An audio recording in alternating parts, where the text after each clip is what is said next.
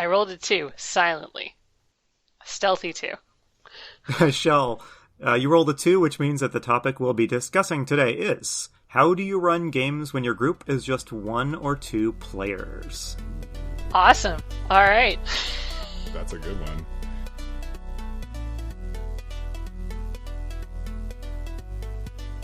Hello and welcome to Roll for Topic, a roundtable discussion about running role-playing games. Each episode, our guest rolls on our table of topics and we discuss the result. My name is Chris Salzman. My name is Andy Rao. And this week we were joined by special guest Shel Kahn, who just rolled digitally this time on the table.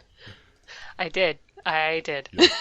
Yeah. Shel, I think you were our first guest who has used a digital dice roller, so this is sort of a monumental occasion on the podcast. We've crossed over, yeah. My dice are all packed up from being outside of my house, so they are somewhere, but they are not here. Well, thanks for coming on the podcast. So we got connected through Kyle Latino, which I don't know. He mentioned you on Twitter. I know Kyle. Yeah. Okay. Yeah. Yes.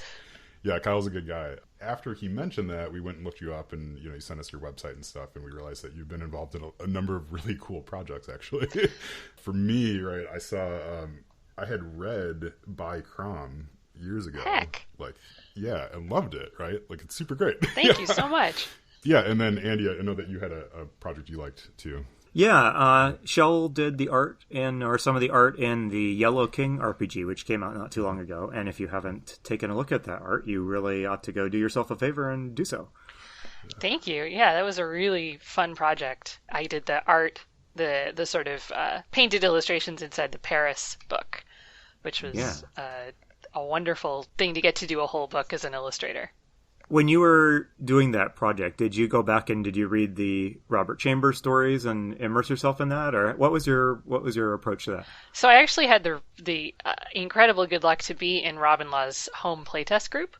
Oh, wow! Okay. So I think we did a 1.5 year long playtest in the end of the Yellow King. So we had already done the Paris setting before I think we really started talking about the illustrations, and I had a great sense of not just the Yellow King stuff, but also the Paris setting that Robin had in mind for the book and the feel of it and the focus on artists. And Robin is a bit of an art nerd himself, so he had lots of suggestions about how he wanted that book to feel.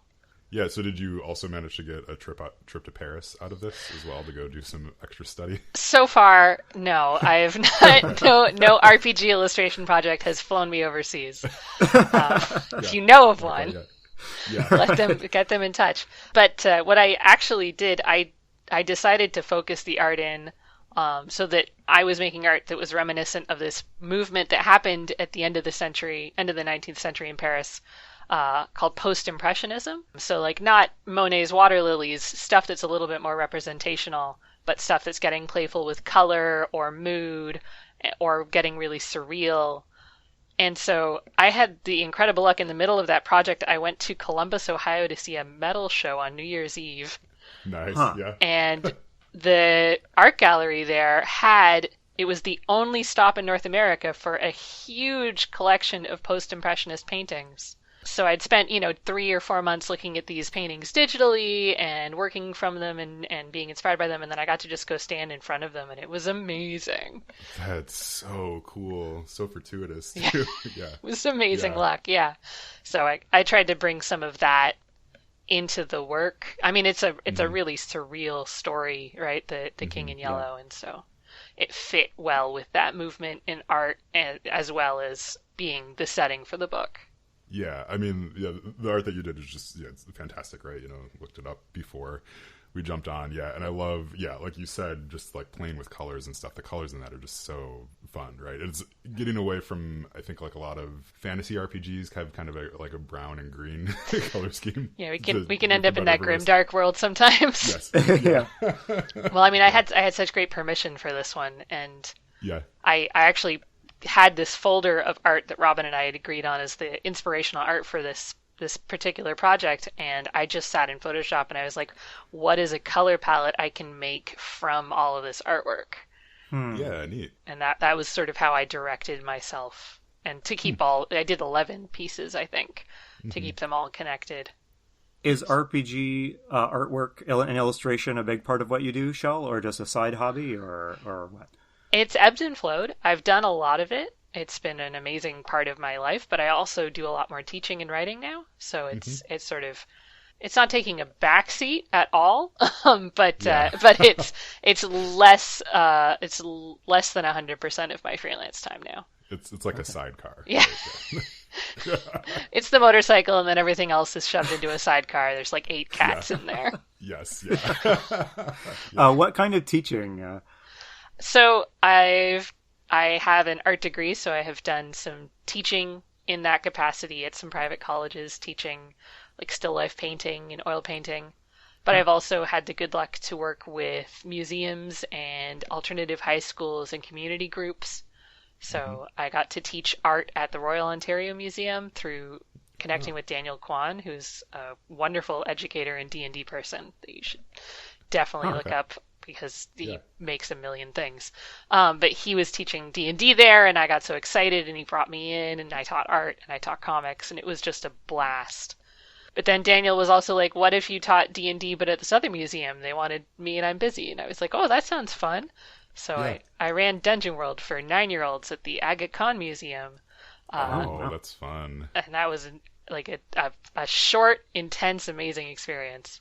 Yeah, what was it like running for kids? I know there's been a number of guests on this podcast that have, kids that they're trying to run games for. I know Andy's trying to run games for his kids. So. I mean, you got to be ready to move with whatever they do. I found it incredibly fun. I also had I had a team of 3 sort of assistants who were all experienced museum educators and drama teachers and improv people. So you're able to sort of combine skill sets and figure out how to get the kids focused and how long they would sit at the table and how to get them in character. But it was also my first serious GMing experience that wasn't for a couple of friends for one night, and it was intense. That is diving into the deep end, running for kids. Did they get it? Did they get the rule? There aren't a ton of rules to Dungeon World, but yeah, we picked Dungeon World because it was for 3 people who had to learn it in a month. It seemed a lot easier for them to learn to run it, and also for the kids it was one thing to roll 90% of the time. Just roll those 2d6, and it meant that when the kids did things like I would like to dive under the water and talk to the mermaids, I had everything I needed to be cool, I've made up a rule. Sitting at the table, and we're all gonna remember it, but it's going to abide by the very simple structure that all the other rules have had. And I think that made it really stretchy and responsive in play, and it was a really good fit with that group. Yeah, because kids aren't really out to min-max their characters over a level 1 to 20 campaign. There's always one kid. But no, they don't. I mean, they didn't. No, I asked them. They were 9 to 13, and they were sort of erring on the younger end of that, except for a couple of 13-year-old girls who were practically adults. But I asked them if they knew what D&D was, and their closest reference, I think it was an Adventure Time episode with a wizard of course. Who makes them play D&D. Or no, it's Gravity Falls episode of the wizard who makes them play D&D. Oh, yeah. Yeah, I think I've seen that. It's really good. Yeah. Yeah. They did not know what we were doing.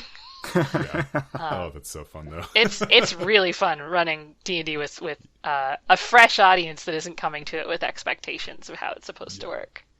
I have a 12-year-old daughter for whom I've run numerous games over the years, and we're all indoors with the coronavirus situation at the moment, and she and her friends are all connecting online. They've decided they want to play D&D, and she's the GM, so I have 48 hours to turn her into a GM. So lots of thought about how, and it's got to be D&D. So just lots of thoughts about what is the simplest thing I can boil this down to.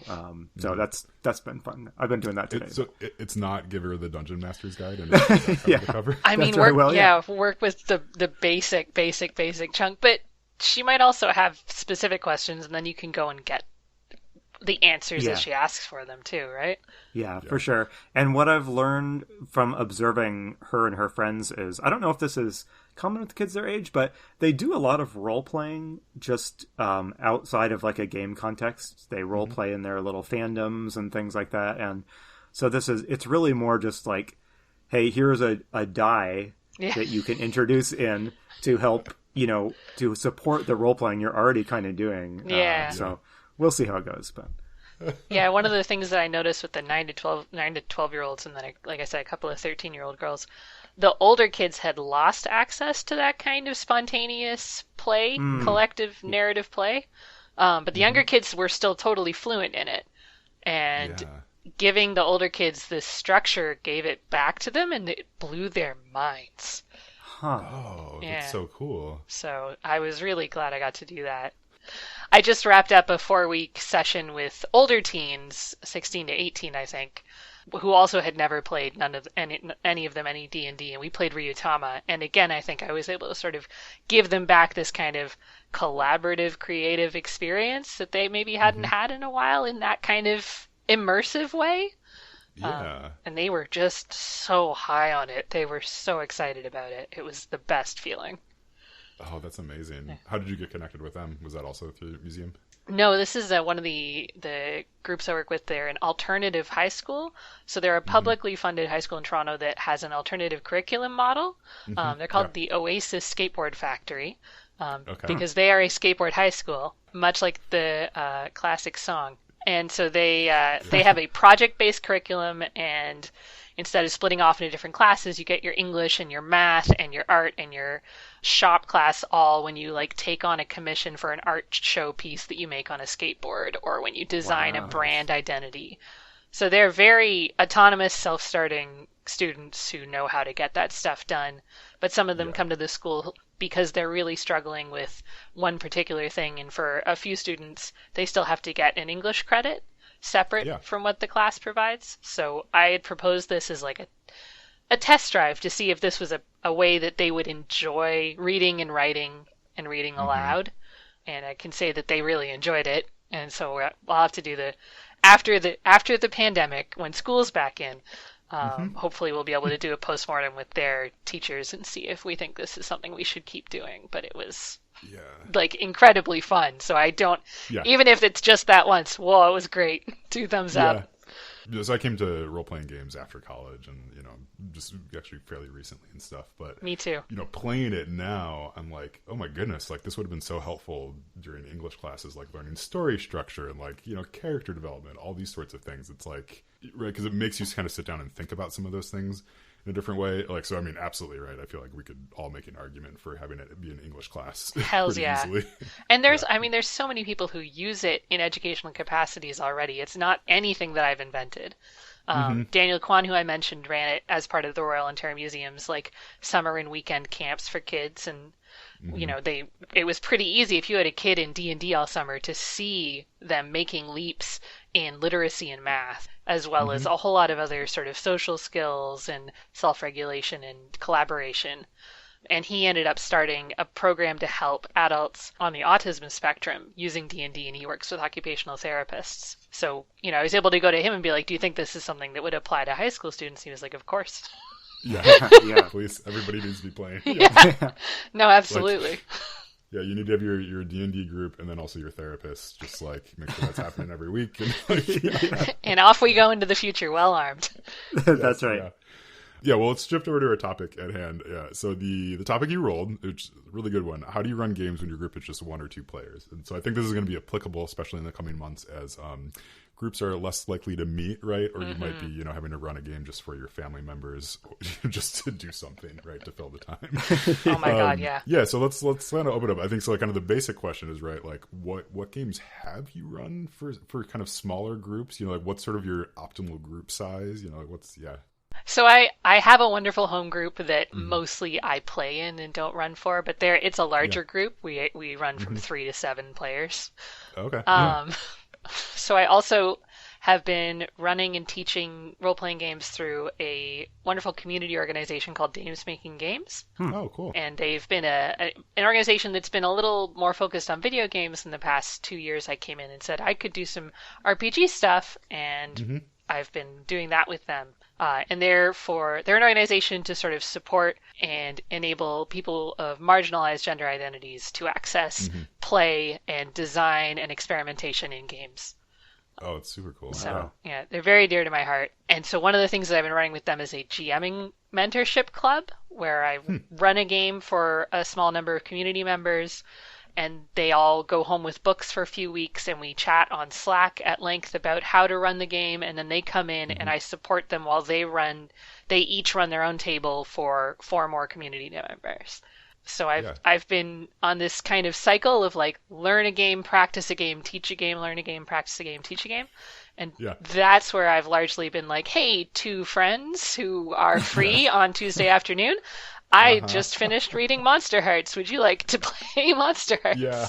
And so that's like I'm often playing with like 2 players in this sort of scenario, or if we have a small group for the GMing club.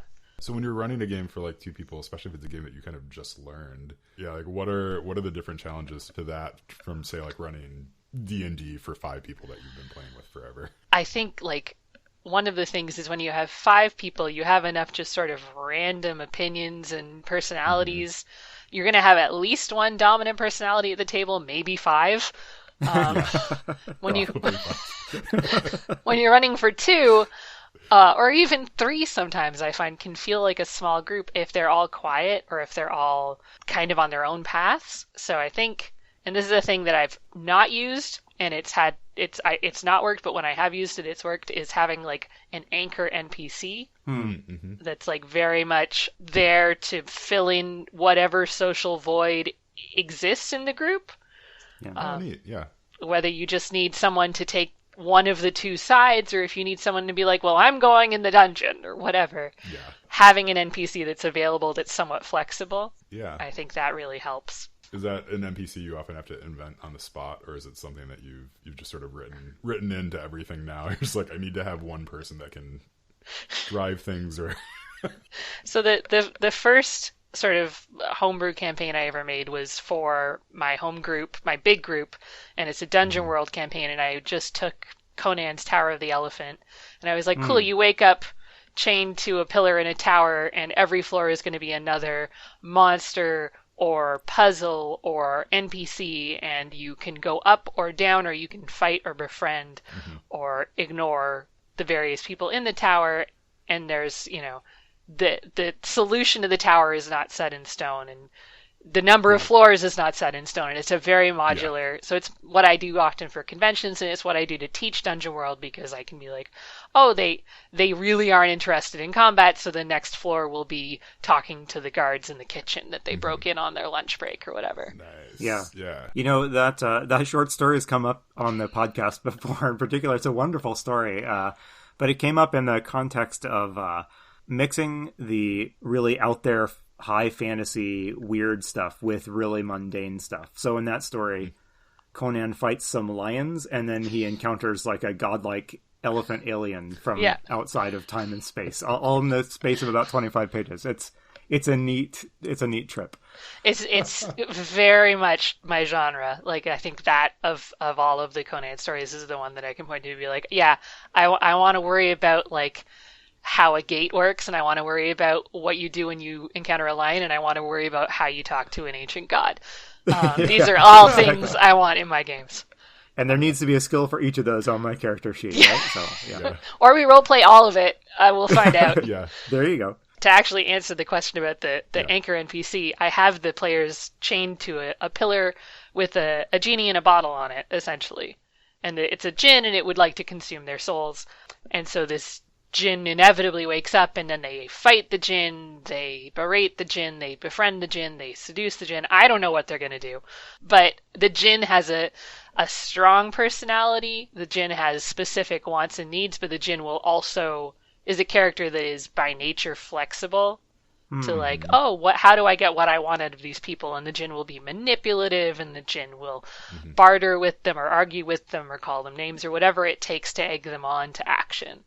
That is a clever way to do it, yeah. Chris, you've run a lot of D&D for a group of 4 or 5 or so, right? Have you ever done a solo game of that, a side trek of that, or with a different game? Never done a solo. I had a couple times it's happened where my group, for whatever reason, people can't make it, so I run for, 2 people or so. And there's one session I ran, this is probably 2 years ago, or a year and a half ago, for two people that I decided to do a flashback and just totally improv the whole session, and it was super fun, right? Because you only have two people, so it's a little easier to manage expectations. But we sort of collaboratively built this flashback scene where they went to this, there's this town, and like, something happened, and then there was an effect that happened, in the main story, and all that. But yeah, I really enjoyed it. But it was definitely more like intimate isn't quite the right word, but yeah, kind of that, right? Like it's, when you have five people, you can kind of diffuse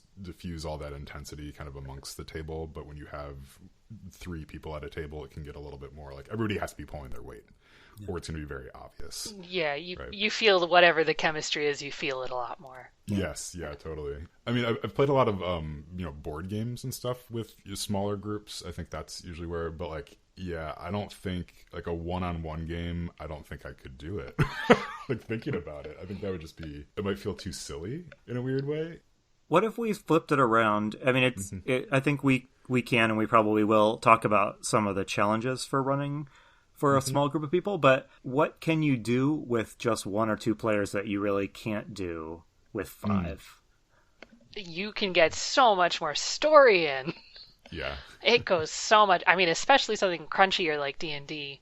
Like I've been running Ryutama, and it's not D&D, but it is in that direction on the crunch scale compared to like Dungeon World. And just getting people accustomed to the rules, like it really, each player you add adds time to getting people through any sort of skill check, any sort of like, where's this on my character sheet, or oh, did I have that feat, or which is part of the charm of the game. And I'm not saying it's bad, but when you have two people or one person, you have to have content. You will run out of content a lot faster if you haven't prepared. You can't do that D&D DM trick of just listening to the characters banter and then assembling the mission on the adventure on the fly, right? Yeah. I mean, you can if you have a good NPC and you can assemble a mission while you roleplay an NPC. Yeah, while you're talking. But I don't know anyone who's been doing that recently. It sounds like it might be hard. Yeah. I've run a number of games for one person. It's often my wife, but not always. And most of them have just been traditional RPGs like D&D and Call of Cthulhu and Warhammer, strangely. And you do open the doors to much, I think, more compelling and personal storytelling, I think. Yeah. The obvious challenge is that depending on your system, you can pretty easily run into a situation where the one character just doesn't have the spread of abilities needed to tackle like your typical role-playing adventure that has a social stuff and combat stuff. And so how might you guys approach that challenge? Like, what do you do when one character can't do everything, but you've got run a whole adventure for them? So I haven't run anything by the rules for one person. Oh, interesting. My partner and I sometimes just sort of tell stories where you ask, what do you do, a bunch, but we've never tried to use a rule set. But I picked up the one-to-one version of Gumshoe at Gen Con a couple of years ago, and that's something that I would love to try, because I think if it's Gumshoe, you will never have all the skills you need. Even if you have a whole group, you will probably still have one or two things you're missing, and the game is designed to help you figure stuff out around that. So I want to take a look at that, because this is a thing I've been thinking about as well. Yeah, I've got that book on my bookshelf, and I really want to run it with probably my wife, who likes Cthulhu stuff. And I'm talking about Cthulhu Confidential. Is that the book you're that's what talking it's about? called, yeah. And it looks so intriguing, but I haven't pulled the trigger on it yet. I'm playing in an Eternal Lies game right now, which is super great. But we've had this meta moment a couple sessions ago where it was like, we're just trying to make sure that we had coverage on all the skills, right? And someone was like, and architecture was the one that we just like, no one was grabbing for whatever reason. I love having architecture in a Gumshoe game, but yeah, but like I think our GM had some cool stuff for it. So I don't know. I like that skill spread because it makes you think as a GM about having something for any of those skills, but also as a player about being like, wait, could I solve this with architecture? Yeah. What? It's a murder. See, I think that's so great. Yeah, but I do like that now that you're talking about it. I mean, it does sound kind of fun to be able to present challenges to a small group of people where they very clearly don't have the resources, right? Because that is one disadvantage, I think, of having, you know, five or six players, right? Like whatever game you're playing, they probably found a way to make sure they have coverage. So there's probably someone who's like the good person at this particular thing. But like everybody knows like role playing games are more fun when the players kind of fail, right? Like when they roll and it doesn't quite get the result that they wanted, because then they have to, you know, react to it, and like everybody's sort of, you know, trying to make it up as they go. But yeah, so with one or two players, right, you have a better chance of player failure, which is what everybody's really looking for. Yes, I'll say that works great in Dungeon World and in Apocalypse World. Like because 2/3 of your die rolls are either an interesting success or complete failure. When you are more likely to have players that are bad at things, the story goes in places no one at the table could have seen coming. So. Oh yeah. Yeah, so Andy and I, we played a game of Blades in the Dark with, you know, some other friends, and that's a system where, yeah, it's just like you are always feeling like you are flopping around and flailing. Okay, so Andy, you said that you've run a couple games, for like your wife, like one-on-one. Yeah. Do you have you run anything for like strangers that's like just two people? I have not. Yeah, I think that would be a little bit of a challenge for me. I don't know how I'd feel about that. It certainly helps when you're running a game like this. It is going to be a little more intense. Like you said, intimate is not quite the word, but I think we know what you mean. And that would be a hard thing to establish quickly with someone you didn't know well, like at a convention or something. I have been at a few conventions where like I was the only player that showed up, or just one or two of us showed up, and usually the GM said, let's forget it. Refund your ticket. What about you? Is that something you would do at a convention for the challenge of it, or? Yeah, I think I might, you know, like if, you know, it was a safe convention to do that at, right? Like, you know, like the person seemed okay. I just had this stray thought of like what celebrity you'd want to do like a one-on-one D&D session with as your GM. And because like most of the world's population, I'm probably, you know, thinking about Jeff Goldblum at least once a day. I think like he would be a really good person to sit down with, that just like someone who just seems sort of naturally safe that you could just tell a story with back and forth, right? And like would just kind of go with it. Like that's the sort of personality I think you have to have for that small group setting. And I don't know if like I necessarily have that to be able to sit down with someone and be like, look, this is going to be super fun. It's just you and me, you know, like we're going to tell this story. On the player side, what does a player need to bring for a one-on-one game like that to work, do you guys think? Like when I've been one of two players or one of three players, you really have to be on the whole time.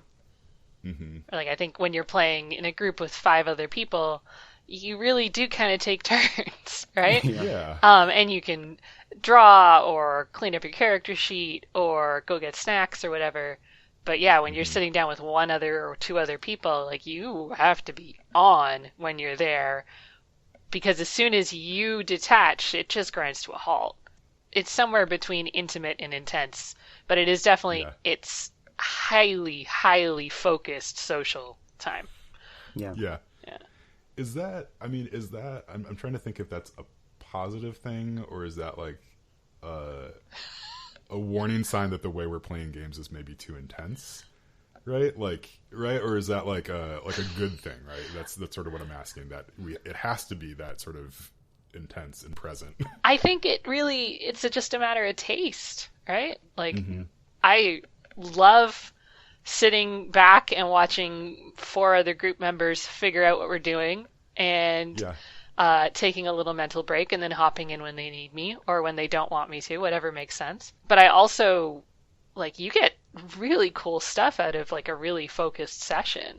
And I'm not saying that we need to have like really heavy content in it, but just like you're all tracking all the NPCs and you all care about where things are and you have like consensus at the table, as opposed to a bunch of people like, I'll figure it out when I need to roll. You have everyone on the same page actively. That's really fun too, right? But I couldn't do it every night. I'd be exhausted. It is a little exhausting just to think about, to be honest. I think it's like just everyone suddenly has to be at the same level of commitment as the GM at that point. This is making me think about running session zeros for new players, which that is something where I have done sort of one-on-one role playing with folks that I just totally did not think about, right? Like it's when you have a new player coming on, I'll sometimes do a session 0 where we just meet sort of separately to say like, okay, well, what's your character concept? How's it going to fit in? Here's how to play, those sorts of things, right? So it can feel a little bit more of like a mechanical session, but at the same time, like there's still a little bit of role playing that has to happen there. Like, okay, like, well, yeah, like what do you want your character to be? Yeah.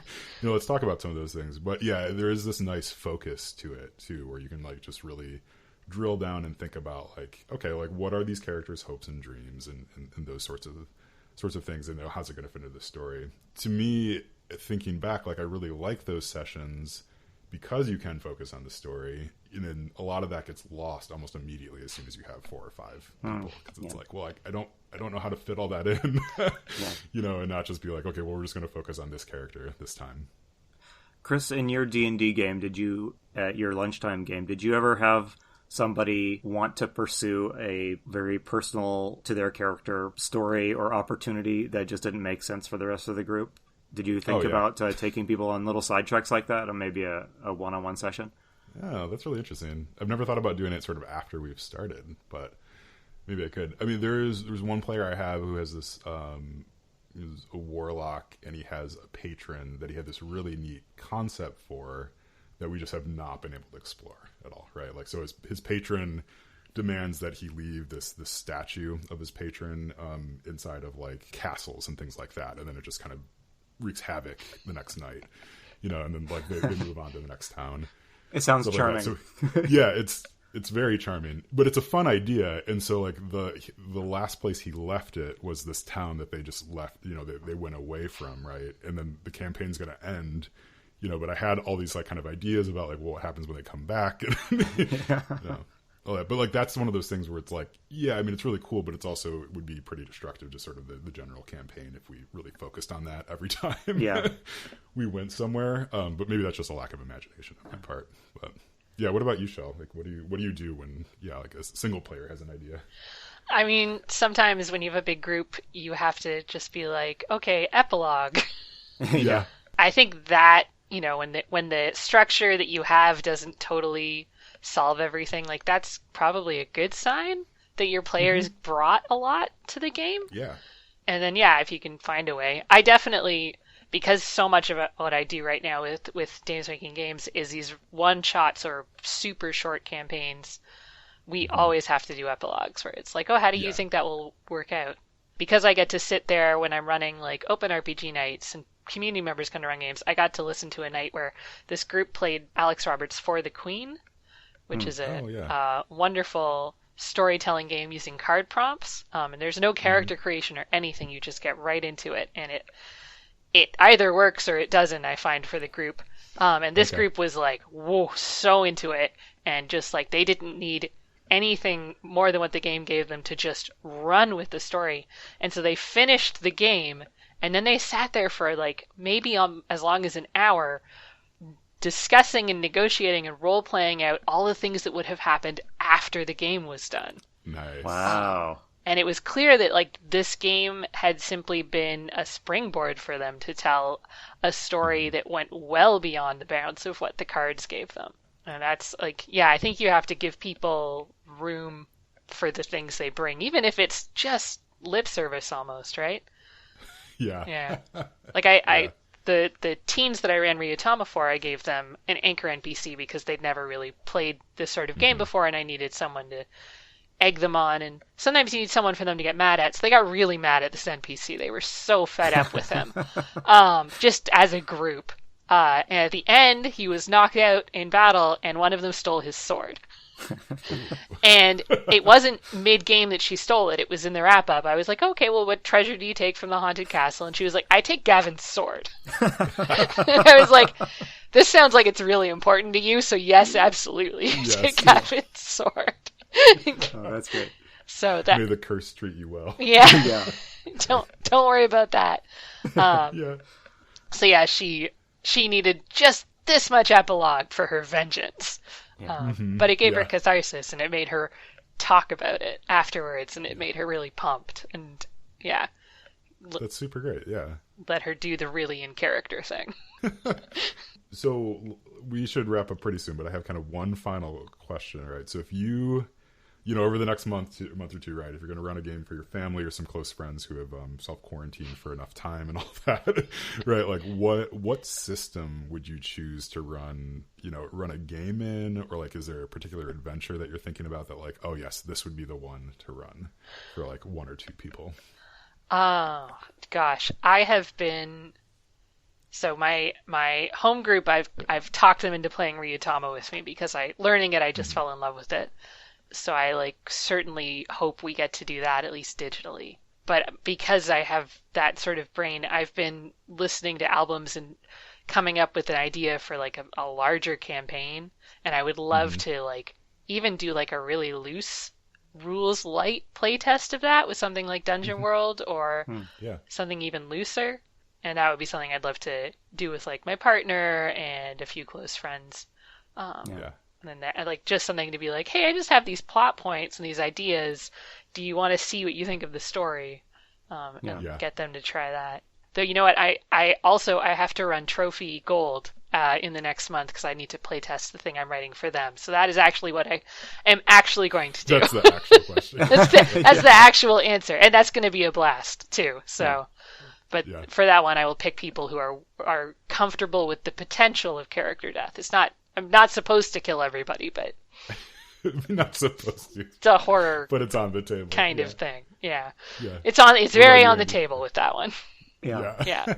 What about you, Andy? What are you thinking? Yeah, I'm having some ideas for that just on the basis of this conversation. My wife and I were talking a little bit earlier about sitting down with our kids and just talking about, are there some cool projects or stuff like that as a family we want to pursue just while we're in this we're kind of quarantined in our house, that sort of thing. And I think it would be really fun to take out that copy of Cthulhu Confidential and see if in the next month or two my wife and I could take it for a trial run, because I think that'd be pretty fun.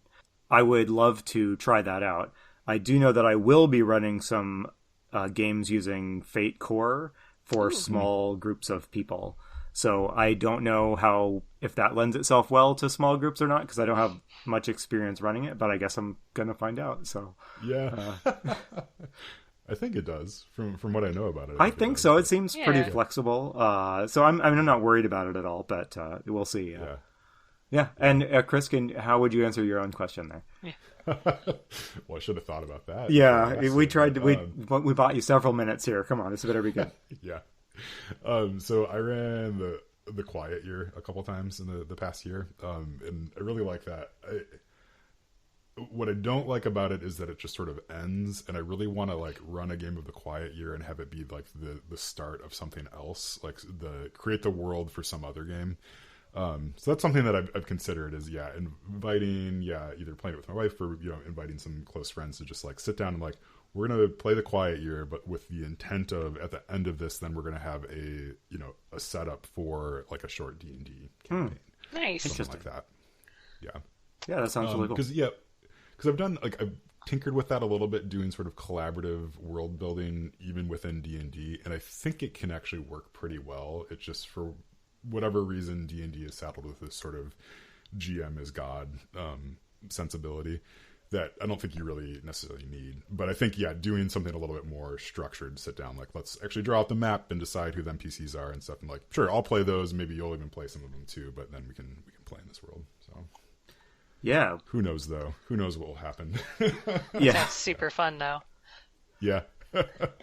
Well, let's see. Shel, I guess, is there anything else that you wanted to talk about that you've been working on? Or, I mean, we're going to put some stuff in show notes and we'll link to things, but Thanks. I mean, I'm going to write up a blog post about the campaign I played with the high school students because it was amazing. Yes, please share. I want to read that. They were great. It's such a timely topic. I know so many people whose kids are kind of getting into it. It's a really good topic to be writing and talking about, I think. I love talking about it. I mean, I think the secret to running it with kids is to just make sure you listen to them because they'll tell you what they want. Yeah. I have some adventures that I've written that are all very spooky that I'm very proud of. So if people like a spook, I have some system agnostic things. Nice. And I'm just going through. I shut down my shop ostensibly for a convention that unfortunately got canceled. But I'll open that up again, and then I've got PDFs and fabric maps and stuff for those. Oh, cool. Where would people go to find these and other stuff that you're working on? So all my stuff, the anchor is portablecity.net. Okay. And then if you just want to buy things, it's it's at www.sorcererscatalog.shop. Okay. Yeah. And because I'm Canadian, it's catalog with a UE on the end, which might be affecting my SEO. That could have been a terrible mistake. Yeah. That's great. Well, those will be linked in the show notes. But everybody should go check out what Shel is working on. Thanks. Yeah. Okay, and then the last thing that we do, and I think we warned you about this, is so we need to replace the topic on the table that we just rolled. Yeah. And so do you have anything that you've been thinking about that's like, this would be a really good topic for some poor soul that we could talk about? I think there needs to be something about like table aids and maps. And like, do you use maps? Do you make maps? What's your favorite kind of map? Do you like a whiteboard? Do you like a fabric map? How do they change play? Because I'm very crafty. I love having stuff like that at the table. I love making stuff like that, and I want to hear what other people are doing with it, or if it's even relevant. Okay. Yeah, that's great. So maps and map making at the table. Yeah. All right. Well, thank you so much, Shel. This was super great. We just appreciate it. Yeah, I appreciate all the time and all the wisdom too. But so I've been Chris Salzman. I've been Andy Rowe. And again, we were joined by Shel Kahn.